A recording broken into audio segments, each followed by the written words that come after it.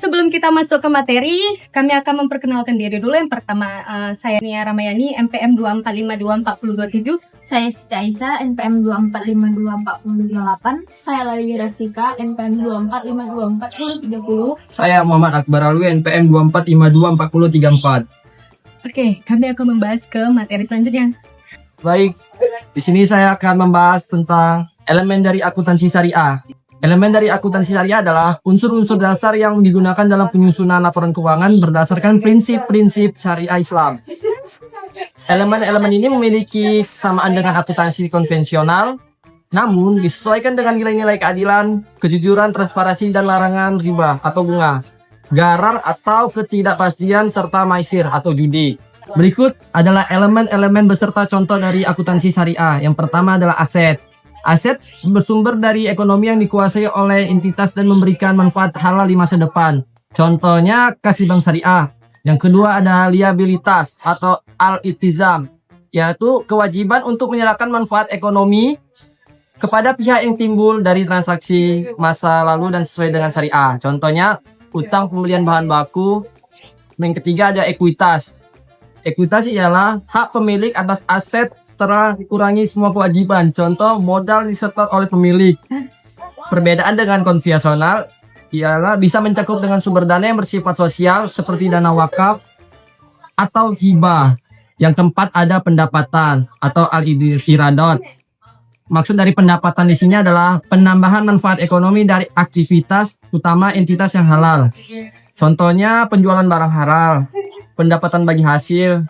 Perbedaan dengan konvensional di sini adalah pendapatan bunga tidak diakui karena termasuk hibah. Yang kelima ada beban. Beban ialah penurunan manfaat ekonomi yang terjadi karena aktivitas operasional halal. Contohnya gaji karyawan. Perbedaan dengan konvensionalnya biaya yang tidak sesuai dengan syariah, misalnya denda riba, tidak dicatat sebagai beban operasional. Elemen teori akuntansi syariah yang pertama, tanggung jawab. Tanggung jawab adalah kesadaran moral dan profesional bahwa setiap pihak, khususnya pengelola usaha atau entitas, harus bertindak sesuai amanah dan aturan syariah, serta siap mempertanggungjawabkan perbuatannya baik kepada manusia maupun Allah Subhanahu wa Ta'ala. Contohnya yang pertama, perusahaan menghitung dan membayar zakat perusahaan secara akurat. Yang kedua, akuntan menyajikan laporan keuangan yang benar dan tidak memanipulasi data laba atau rugi. Yang ketiga, pengelolaan data laba, memberikan laporan penggunaan dana secara berkala kepada pemilik modal atau sahibul ma'al. Yang kedua, keadilan. Keadilan adalah prinsip memberikan hak kepada yang berhak tanpa diskriminasi dan menempatkan segala sesuatu sesuai porsinya tanpa merugikan salah satu pihak. Contohnya, bagi hasil antar investor atau mudarahib atau sahul ma'al dilakukan sesuai kesepakatan dan proporsi yang adil. Yang kedua, dalam kasus kerugian, pengelolaan tidak akan menanggung kerugian kecuali karena kelalaian. Yang ketiga, tidak membebankan bunga atau denda kepada mitra usaha karena itu dianggap zalim dalam Islam. Yang ketiga, kebenaran.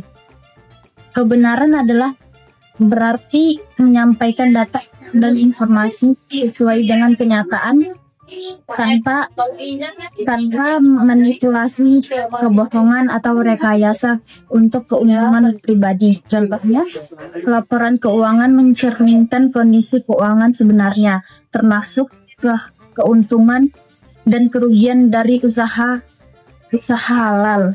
Yang kedua, tidak mengakui pendapatan dari transaksi haram, misalnya di alkohol, riba, dalam laporan keuangan. Yang ketiga, akuntan melaporkan seluruh piutang dan utang sesuai keadaan tanpa dikurangi atau dilebihkan.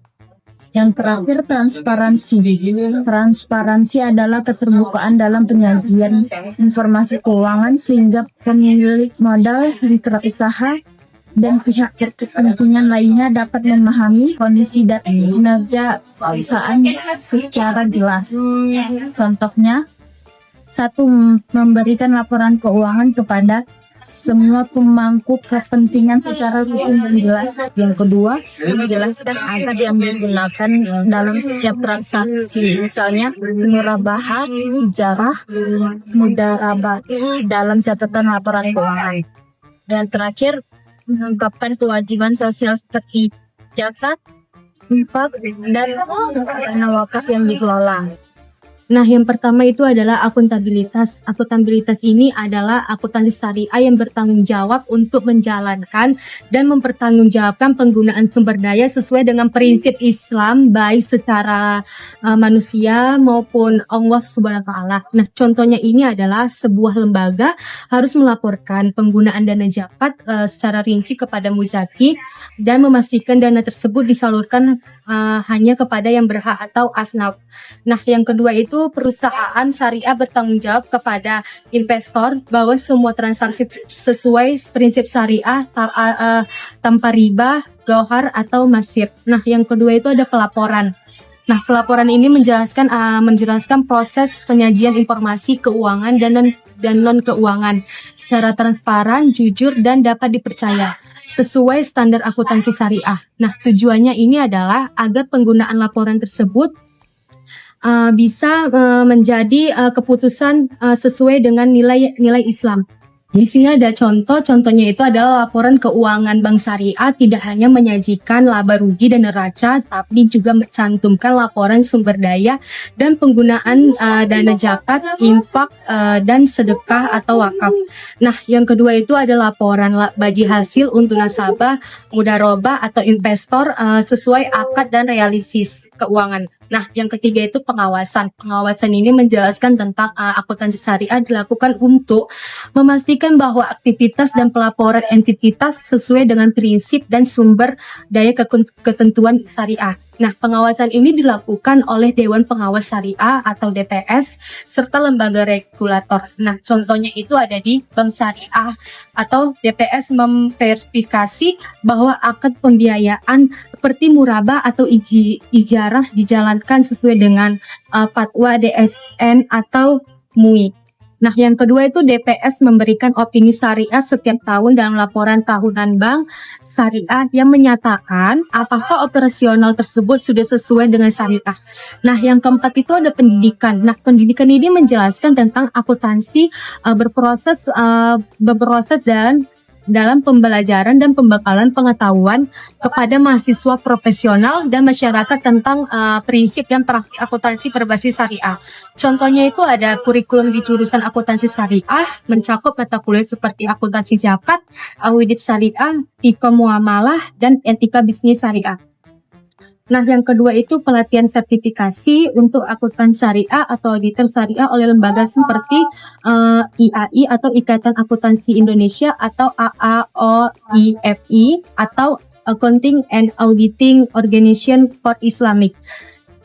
Yang terakhir, kesimpulannya adalah akuntansi syariah merupakan sistem pencatatan dan pelaporan keuangan yang berlandaskan prinsip-prinsip Islam, yaitu tanggung jawab, keadilan, kebenaran, dan transparansi. Elemen-elemen akuntansi, aset, liability, atas, pendapatan, dan beban disesuaikan dengan nilai-nilai syariah. Kita mencakup unsur khas seperti zakat, wakaf, dan investasi berbasis akad syariah.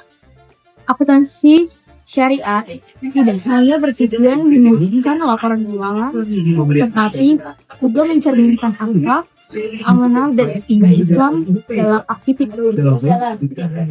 Oke guys, sekian dari presentasi kami. Jika ada kesalahan kata kami mohon maaf. See you, bye guys.